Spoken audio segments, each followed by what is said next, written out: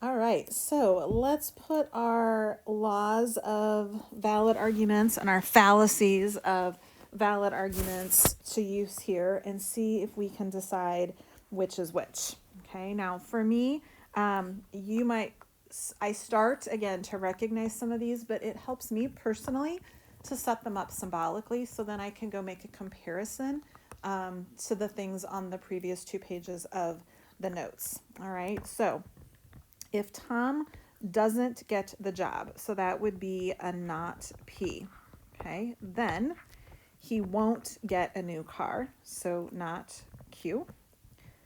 Tom didn't get a new car, not Q. Therefore, Tom did not get the job, not P.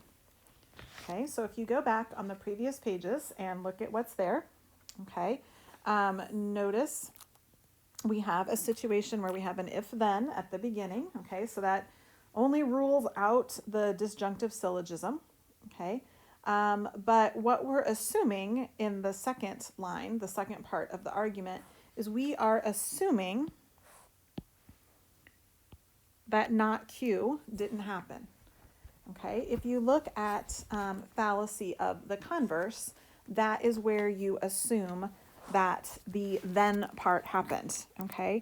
So if he didn't get a new car, that doesn't necessarily mean he didn't get the job. Maybe the car he wanted had already been sold. Maybe it was still not quite the price point. Maybe his furnace broke down and he had to spend his money on his furnace instead, okay? Again, we don't know which one it is and it really doesn't matter. This one is invalid, however, and this is the fallacy of the converse. Okay, and again, if you can start to recognize it without the symbols, that's fine too. All right. For part B, if she fails the exam, then she'll get an F in the class. So if she fails, then she'll get an F. If she gets an F, which I called Q, then she will not graduate, not R. Therefore, if she fails the exam, P, then she will not graduate, not R. Okay. This one is like if A equals B and B equals C, then A equals C. This one is a valid form of argument. This is the law of transitivity. Okay, and again, for me, this is the easiest one to figure out. As soon as you have these things that match, then what you can do is conclude if P, then whatever. And in this case, it's a not R. Okay, moving on to part C. If there's no cereal, so not, keep doing that. All right. If there's no cereal, not P, then Ellie will have oatmeal, Q. Ellie did not have oatmeal, not Q. Therefore, there was cereal, P, in a positive fashion, okay? So again, one of the key things to kind of pay attention to here is we've got an if-then, but we've got the Q on the first line followed by a not Q as what has actually taken place, okay?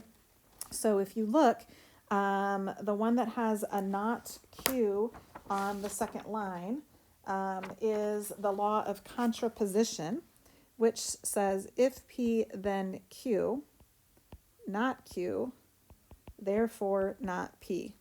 Well, remember, as long as the things that match, and we do have a match here, okay, that's good.